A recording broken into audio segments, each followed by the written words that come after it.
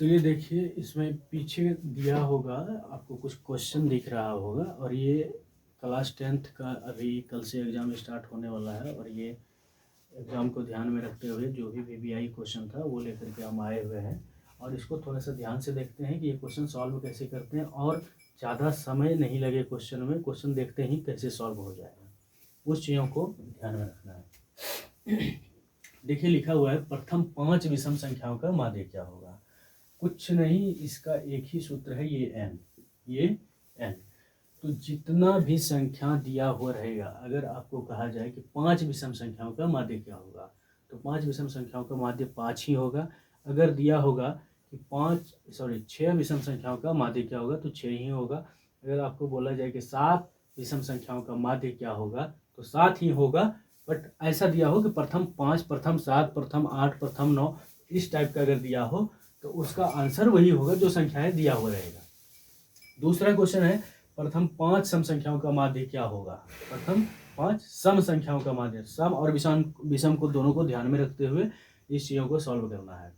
तो विषम अगर कहे तो प्रथम 5 विषम, जैसे दिया हुआ है प्रथम 5 विषम संख्याओं का माध्य क्या होगा, तो इसका आंसर 5 होगा, इसका आंसर भी 5 होगा। और अगर दिया हो कि प्रथम 5 सम संख्याओं का माध्य क्या होगा, तो इसमें कुछ खास नहीं करना है, इसमें से एक जोड़ देना है। जैसे ही 5 यहाँ पर लिखा हुआ है तो 5 में एक जोड़ देना है, इसका 6 हो जाएगा आंसर। और अगर यहाँ पर उसी टाइप से अगर दिया हो, यहाँ पर 6 सम संख्याओं का माध्य क्या होगा, तो 6 में से एक जोड़ देना है, 7 हो जाएगा। अगर यहाँ पर दिया होगा कि प्रथम 7 सम संख्याओं का माध्य क्या होगा, तो उसमें भी 7 में से एक जोड़ देना है, तो आंसर 8 हो जाएगा। ऐसे ही इसको बनाना है। जैसे यहाँ पर लिखा हुआ है प्रथम 5 सम संख्याओं का माध्य क्या होगा, तो n+1 इसका सूत्र होता है, तो 5 में से एक जोड़ देंगे तो आंसर 6 हो जाएगा। तो ये आपका आंसर 6 होगा। अगला है सबसे छोटी अभाज्य और सबसे छोटी भाज्य संख्या का गुणनफल क्या होगा। आप जानते होंगे सबसे छोटी अभाज्य संख्या होता है 2, और सबसे छोटी सम संख्या भी 2 ही होता है, और भाज्य संख्या का गुणनफल मतलब सबसे छोटी अभाज्य और सबसे छोटी भाज्य संख्या का गुणनफल।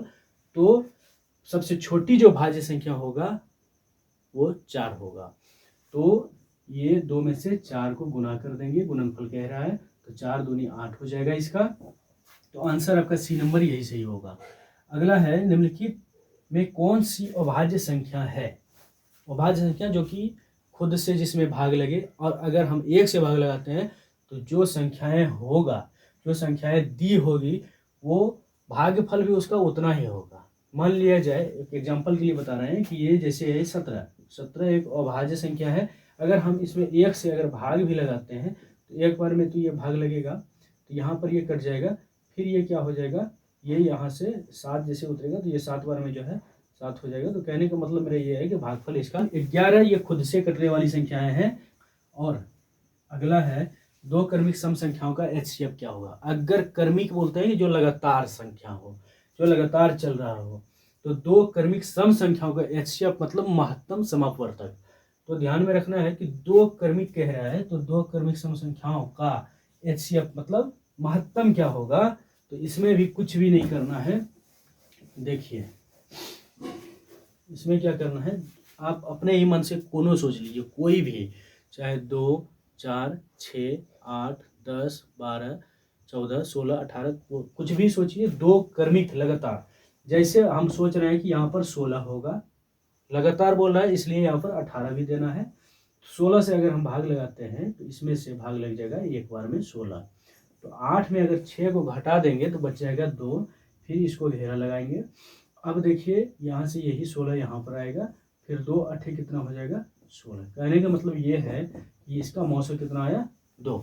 अगर इस टाइप का आप भी करके देखना चाहें तो देख सकते हैं, कोई भी लगातार 2 सम संख्याओं का महत्तम हमेशा 2 ही रहता है, इसलिए ये आप देखिए इसका आंसर भी होगा 2। तो ये एग्ज़ाम को देखते हुए ये चीज़ों को हम ध्यान में रखते हुए बनाए हैं, और प्रयास रहेगा कि ये जो भी इम्पोर्टेंट क्वेश्चन होगा मेरी तरफ से डेली इस चैनल पे ही छोड़ा जाएगा। आप ध्यान से देखिए और समझिए।